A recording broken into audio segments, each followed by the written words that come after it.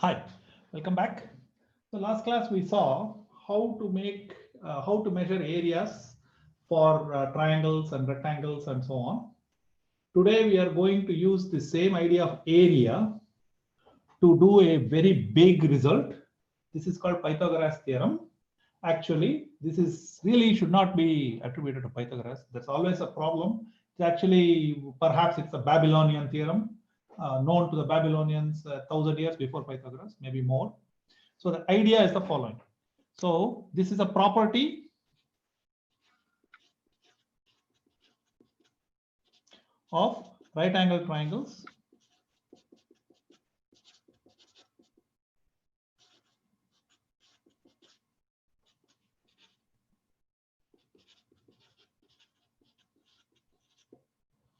So what it is that if I have a right angle triangle like this,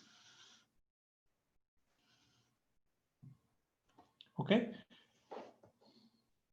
So what it says is that I'm going to write it in geometrical language, not in mathematical language. Geometrical language says that the area of a square drawn on the slant or hypotenuse equal to sum of the areas of squares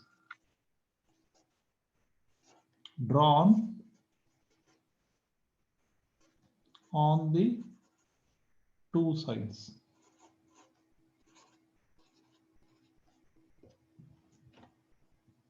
So what do we mean?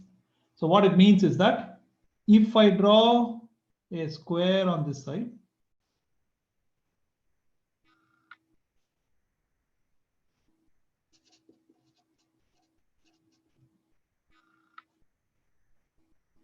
and a square on this side, and a square on this side,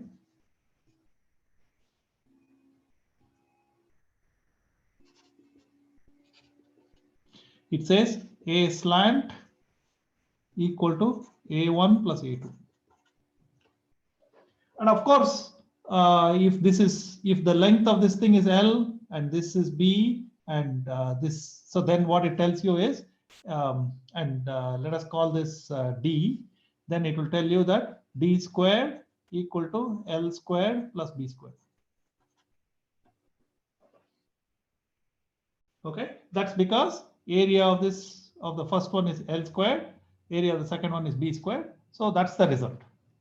Okay, usually you might have seen this in this form, but we are now going to show it in this form by folding. So we are not going to do any calculation. We are just going to fold it and show. Okay, so for this, let us take a clean sheet of paper. Now, generally speaking, the first step is to make a square. And up to now, notice that I've resisted using the edges of the paper because I didn't want to assume that they were right angled already, because we wanted to make sure that you know that any scrap of paper will work. But if you have an oblong sheet of paper like this, from now on, you can use the edges to get you a right angle already. Otherwise, you have to make one on your own. Okay. In any case, make a square and cut it out. So I'm going to make a square. So I'm going to make one. You know how to make a square, right? You want to make the two sides the same. So you got to make a diagonal and fold it along the diagonal so that you can get the two sides the same. And be as precise as you can so that you can get a good square. Okay, so I'm going to make a good square like this. So you go ahead and make it yourself. You follow along with me and you will see that it will work pretty well.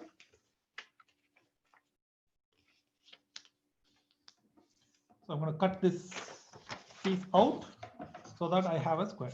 So I've not folded it very well. So I'm going to make a proper fold, properly done. So take some time. This is again craftsmanship. So make sure that you get your craft right. It's not just enough to just do some calculations or something. You should also learn how to make these folds and other things exactly as well as you can. It's not bad, not great, but not bad. So I'm going to cut it so that I make a square.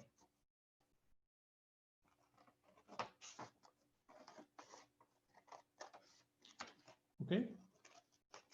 our eventual aim is to actually make the three squares that we have shown and shown that they're all equal. So here I have made a square. Okay, now open it up and fold it in half this way.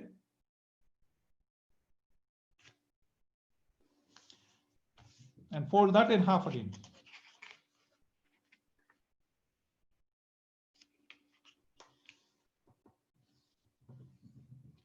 Okay, open it up. I'm not doing it in the most elegant way that you can, but in a simple way so that you can see. Open it up, do the same thing on the other side. So we should make a grid of a 4x4 grid of squares in it.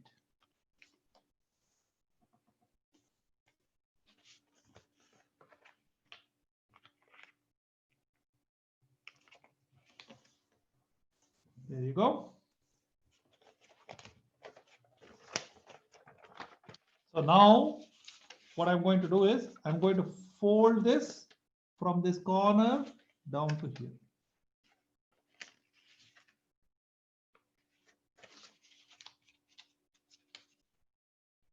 By the way, it's not the most elegant way to do it, but it is actually a very simple way because I want you to see where we are getting this triangle from.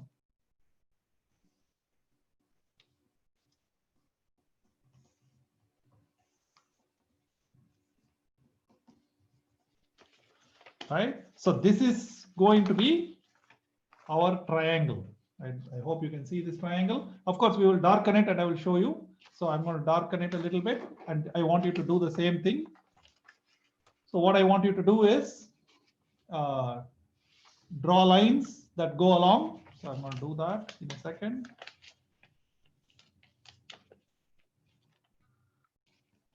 So I'm going to draw this line. Red pen.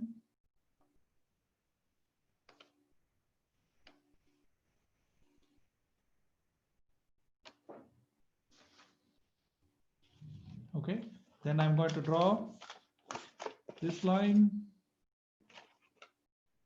with my green pen.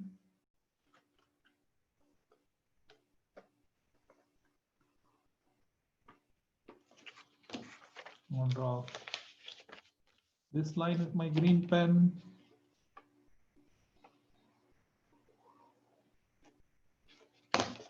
And I'm going to draw this line with my green pen.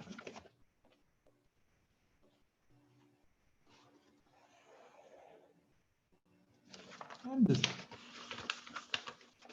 takes a little bit of construction, but it's fun to do, so just do it. Now, can you see that I made one triangle? I'm going to follow it along and make another triangle like this. Go to the corner all the way, go to this corner, and you should be able to see that this will make a nice triangle. Use my red pen.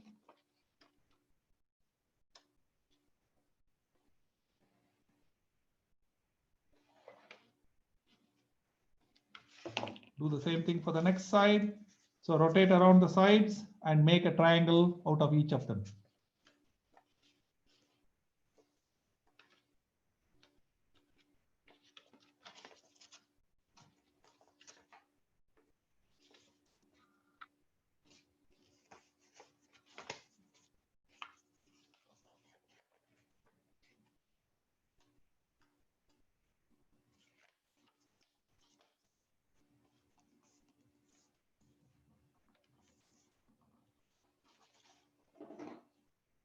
Right? And you'll see something quite nice and quite elegant. If you do these things correctly, the last one goes this way.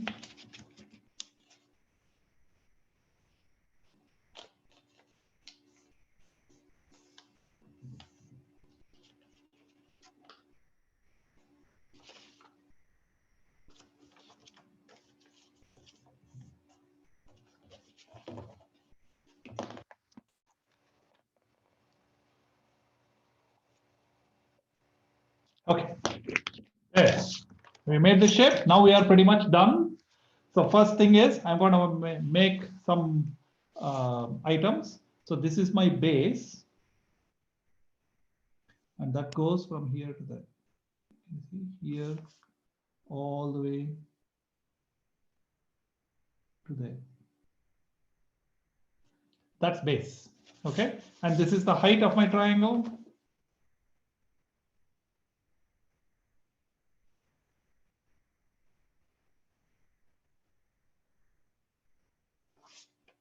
Okay, this is my hypotenuse.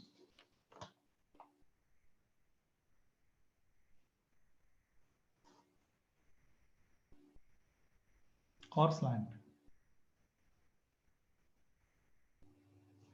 So first item to notice is that the overall area is that much, right? Now, notice that this is a square from here to here. So this is again base.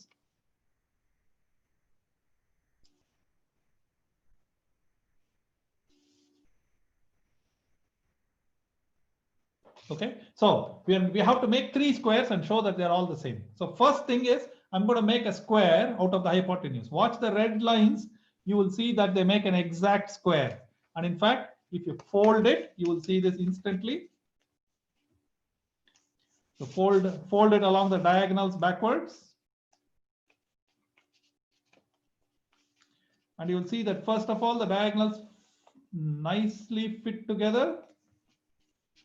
And if your fold is good, they will fit together exactly. My fold is not that great, but nevertheless, you'll see that they all fit together nicely.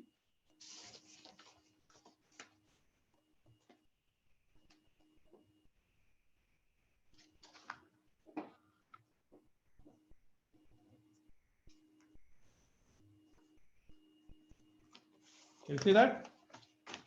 That's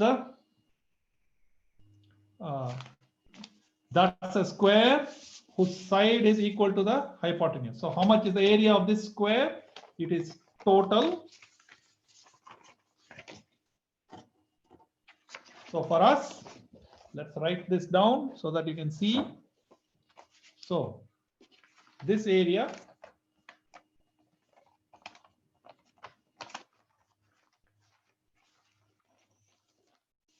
is total minus 4 triangles.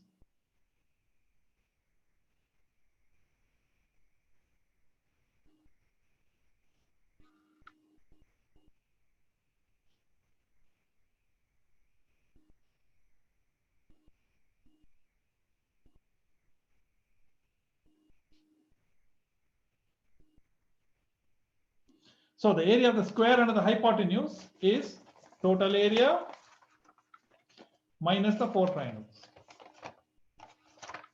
Okay. Now, I want to make exactly the same thing by cutting one side. So what I want you to do is take a pair of scissors and cut one of the heights. Just pick one and cut it all the way down until it reaches this corner. Don't cut it further than the corner. There. So now I'm going to make this same area in a different way. So now I'm going to fold it like this. Right? And I'm going to fold it, let's see, like this. Now you can see how many triangles have I removed? Out of the total, I removed these 2 triangles. And then, I'm sorry, I removed these 2 triangles. Make it this way. Yes, thank you. So please remember, I removed these 2 triangles. So total minus 2 triangles, and then total minus 2 more triangles. So how much is this? Now notice this much is base. So this square is the square on the base.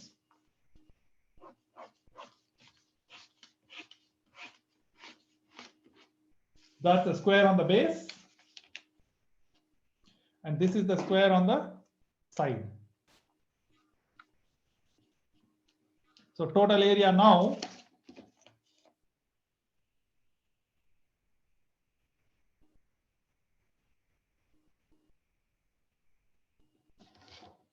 square on base plus square on side. that is also equal to total minus 2 triangles minus 2 more triangles.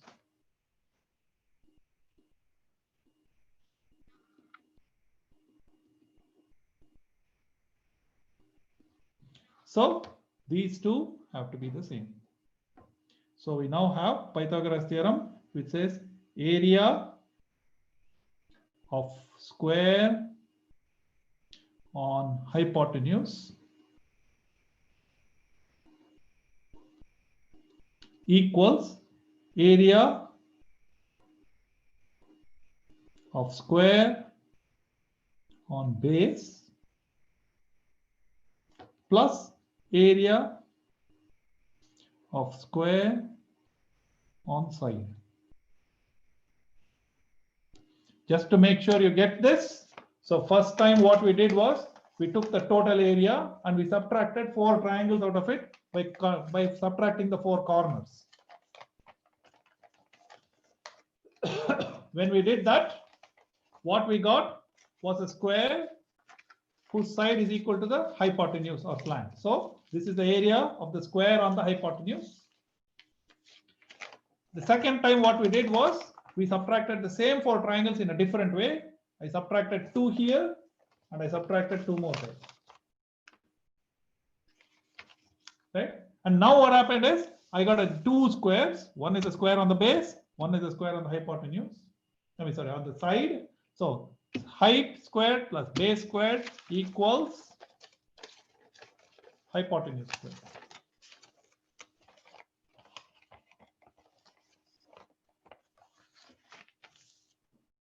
So height squared plus base squared equals hypotenuse squared. So we are able to show that by folding and cutting. Thank you very much.